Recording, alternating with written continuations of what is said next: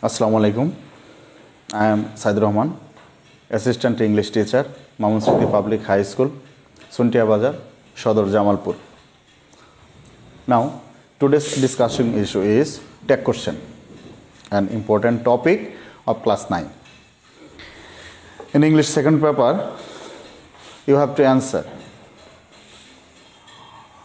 many types of grammatical items. Tech question is one of them. Dear viewers and learners, you have to know the definition of tech question. You have to know what is the meaning of the tech question. Please notice here, tech শব্দের অর্থ হচ্ছে জুড়ে দেয়া। Tag শব্দের অর্থ হচ্ছে জুড়ে দেয়া, কোনো কিছুর সাথে কোনো কিছু অ্যাটাচ করে দেওয়া, একটা প্রশ্নের সাথে একটা বাক্যের সাথে কোনো একটা ওয়ার্ড কোনো একটা সেন্টেন্স জুড়ে দেয়া, যার আবিধানিক অর্থ হচ্ছে জুড়ে দেয়া।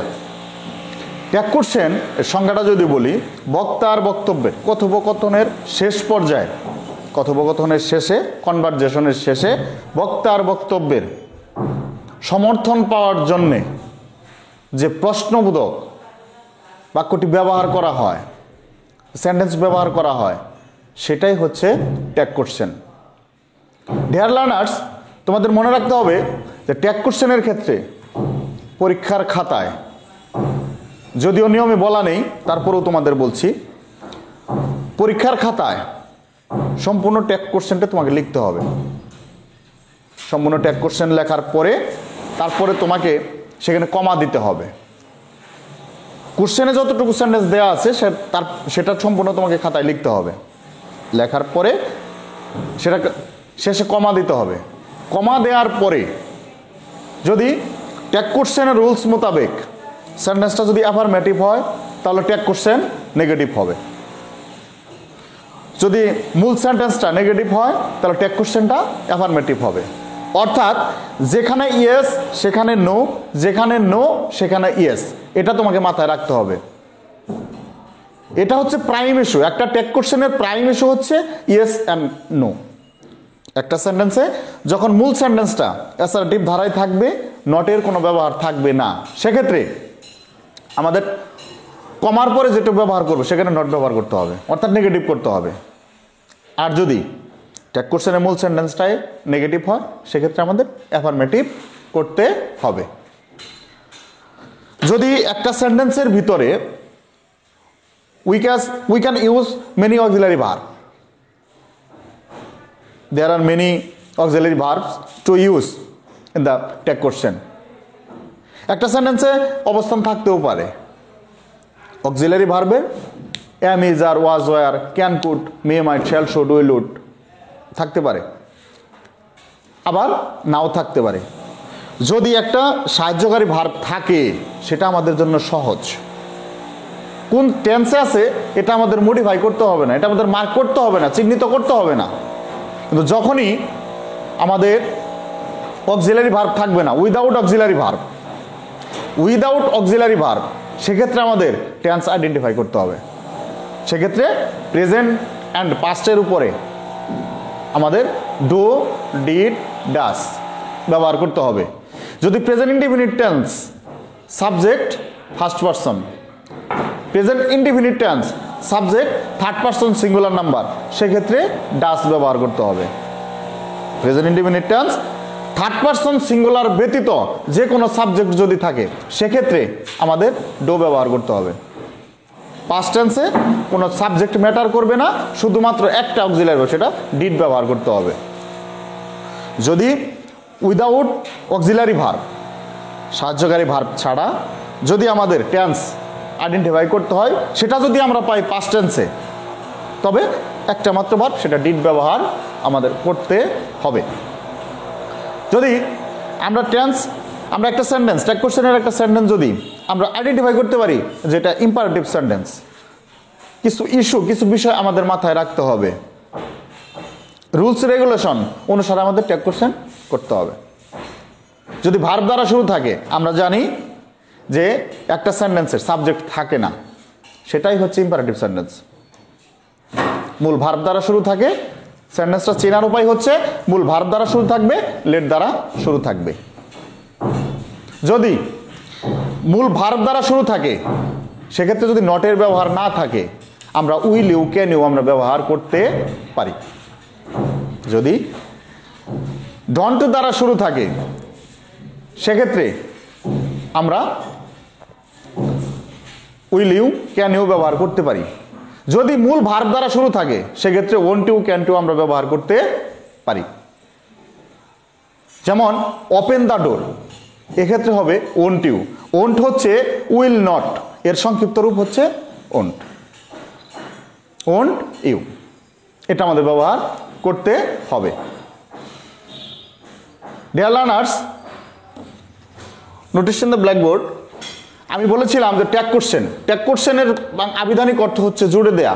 একটা সেন্টেন্সের সাথে একটা সেন্টেন্সের শেষে সমর্থন সূচক, কথোপকথনের শেষ পর্যায়ে সমর্থন সূচক শব্দটা যে ব্যবহার করি, আমরা যে শব্দগুলি ব্যবহার করি, সেন্টেন্স ব্যবহার করি, সেটাই হচ্ছে ট্যাগ কোশ্চেন। আমি বলেছিলাম ট্যাগ কোশ্চেন হচ্ছে ইয়েস অর নটের একটা মিলন মেলা। এখানে যে সেন্টেন্সটা পজিটিভ সেটাই হবে নেগেটিভ, যেটাই নেগেটিভ সেটাই হবে positive. Hasan is a student, এখানে আমরা কোনো নটের ব্যবহার পাইনি, সাহায্যকারী ভার্ব রয়েছে, সেটা হচ্ছে ইজ। ইজটাকে আমাদের এখানে নিতে হবে। যেহেতু এখানে কোনো নটের ব্যবহার নেই সুতরাং এর সাথে ইজের সাথে একটা নট আমাদের ব্যবহার করতে হবে। সেক্ষেত্রে হাসানের প্রনাউন হচ্ছে হি, এখানে হি ব্যবহার করছে। ইজ অন হি, কথাটা এরকম, Hasan is a student, Hasan একজন ছাত্র। হাসান কি ছাত্র নয়? উত্তর আসবে কি ইয়েস, হ্যাঁ হাসান একজন ছাত্র। এখানে শিহাব লাইকস রিডিং, আমি বলেছিলাম যে উইদাউট অক্সিলারি ভার্ব, সাহায্যকারী ভার্ব যদি না থাকে, মূল ভার্ব দ্বারা যদি কোনো সেন্টেন্স থাকে সেক্ষেত্রে আমাদের ট্যাগ কোশ্চেনটা কীভাবে আমরা করতে পারি, সেক্ষেত্রে আমাদের টেন্স আইডেন্টিফাই করতে হবে। Shihab third person singular number, likes ভার্বের সাথে এস বাই এর যোগ আছে, রিডিং নিঃসন্দেহে প্রেজেন্ট ইনডিফিনিট টেন্স, ভার্বের সাথে ইয়েস যোগ আছে, নিঃসন্দেহে লড়াই বাফি, নিঃসন্দেহে প্রেজেন্ট ইনডিফিনিট টেন্স। সেক্ষেত্রে আমাদের ডাজের ব্যবহার করতে হবে। যেহেতু এখানে কোনো নটের ব্যবহার নাই সেক্ষেত্রে আমাদের ডাজের সাথে নট যোগ করে দিতে হবে। আর শিহাবের প্রোনাউন হচ্ছে হি।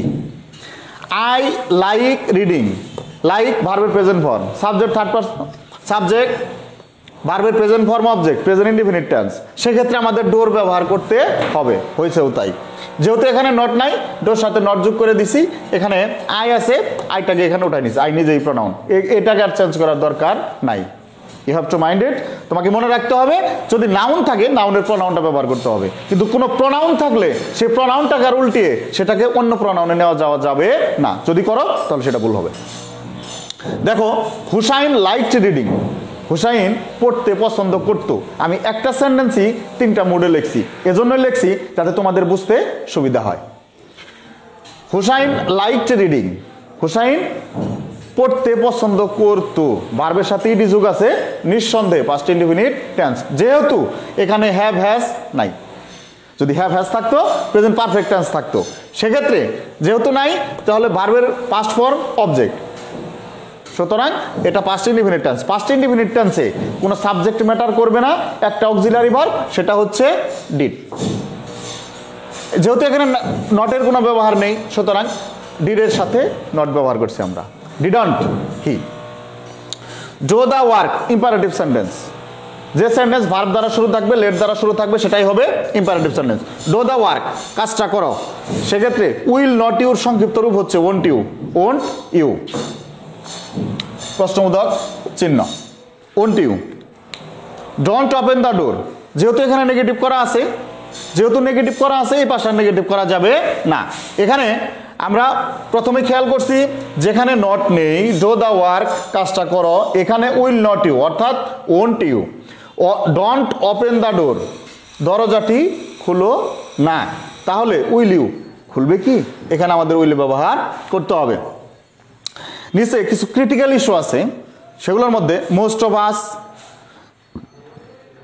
সাম of us, none of us, এই প্রোনাউনগুলো যদি থাকে, us most of us, some of us, none of us, এগুলার প্রোনাউন হবে উই।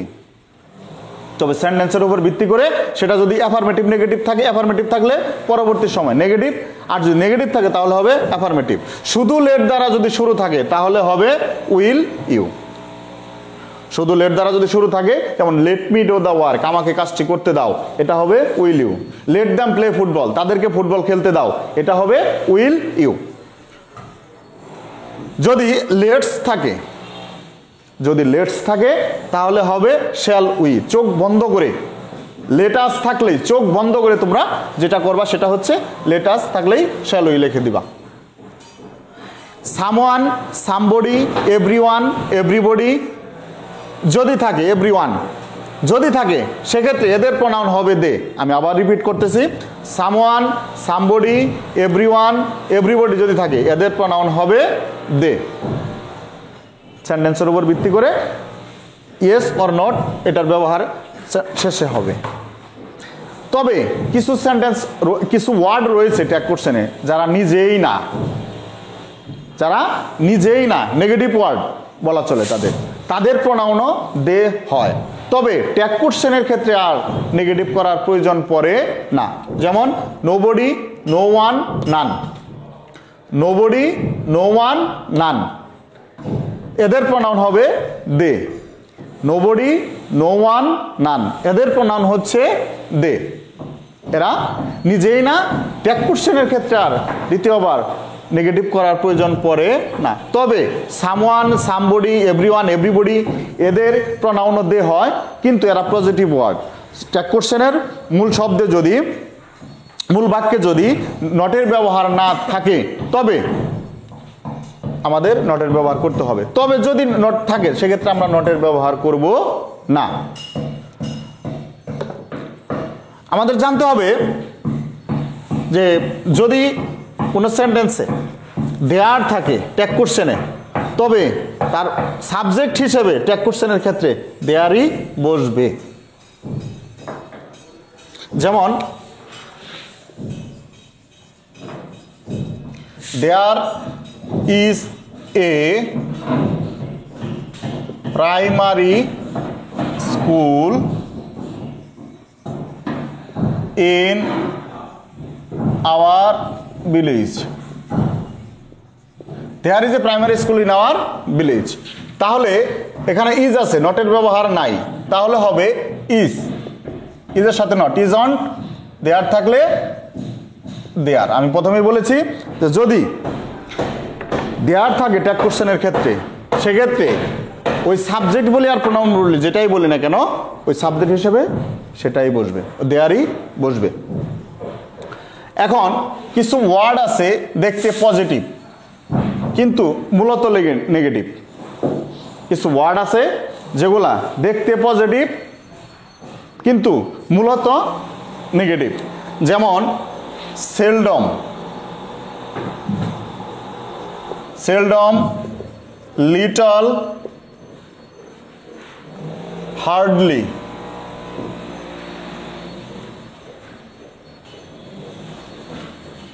লিটল, হার্ডলি এরা হচ্ছে নেগেটিভ ওয়ার্ড।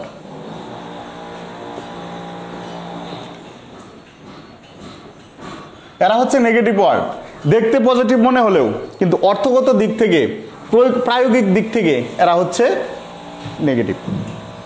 এরা যে ট্যাগ কোশ্চেনে যে সেন্টেন্সে থাকবে সেটা ট্যাগ কোশ্চেনের ক্ষেত্রে আমাদের আর নেগেটিভ করার প্রয়োজন পড়বে না। যেমন হি হার্ডলি কামস হেয়ার, হি সেলডম কামস হেয়ার। এই দুইটারই হবে, যেহেতু অক্সিলারি ভার্ব এখানে নাই, দুইটাই হবে ডাস হি। এই দুইটা ট্যাগ কোশ্চেনই হবে ডাস হি, কারণ এটাও না এটাও না। I have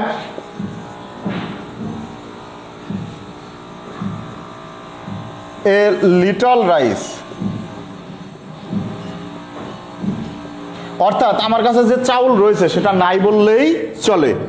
I have a little rice মানে আমার কাছে যে চাউল রয়েছে সেটা নাই বললেই চলে।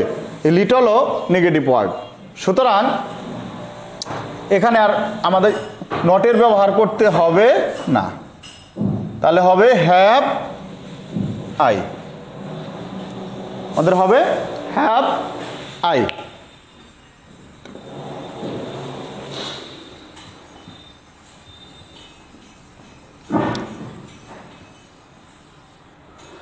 Dear students,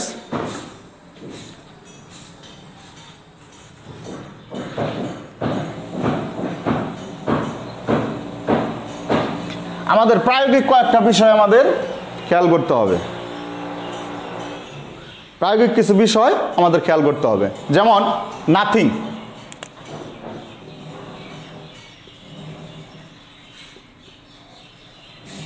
নাথিং এর প্রনাউন হচ্ছে ইট। এনিথিং এর প্রনাউন হচ্ছে ইট, কিন্তু বুঝতে হবে নাথিং নেগেটিভ ওয়ার্ড নিজেই না, এনিথিং পজিটিভ ওয়ার্ড। যেমন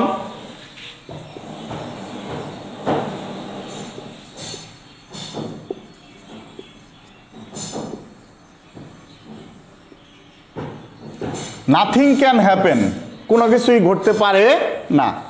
আবার এনিথিং ক্যান হ্যাপেন, যে কোনো কিছুই ঘটতে পারে। যেহেতু নাথিং নিজেই না, সুতরাং এখানে আর নট ব্যবহার করা যাবে না, তাহলে এখানে হবে ক্যান। ক্যান ইট, নাথিং এর প্রনাউন হচ্ছে ইট। আর এনিথিং পজিটিভ ওয়ার্ড, ক্যানের সাথে নট ব্যবহার করতে হবে যেহেতু নট নাই, ক্যান ইট, এটাই। যদি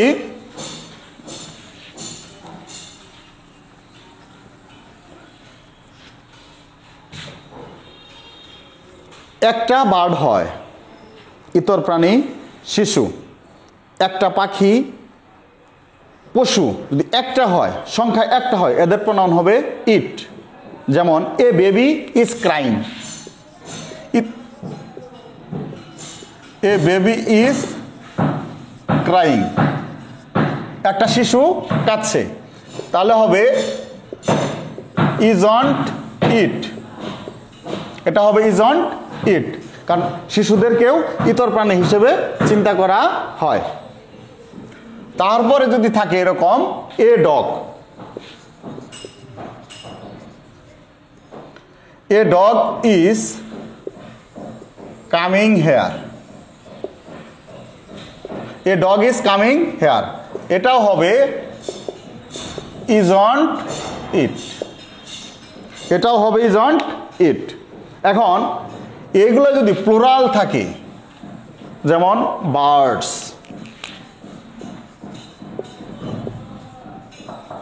অনেকগুলা, এদের প্রনাউন হবে দে। একটা পাখি হলে ইট লিখতাম, যেহেতু অনেকগুলা পাখি আছে সুতরাং হবে দে। যেমন birds fly,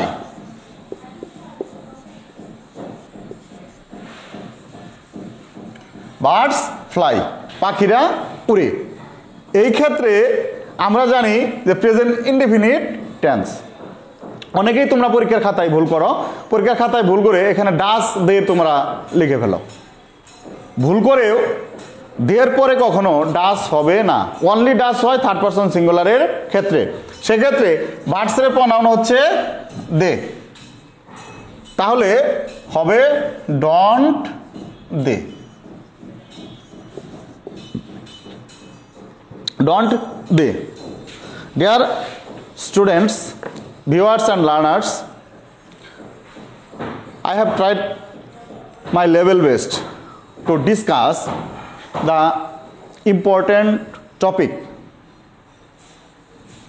The important topic named tag question, all the vital rules. I have tried my level best, all the vital rules to be discussed. And the next, you have to practice at your home in the given books, textbook or grammar books, advanced grammar books or various grammar books. If you practice more, practice Francis Bacon said that practice makes a man perfect. So you have to try best. No more today. All the best.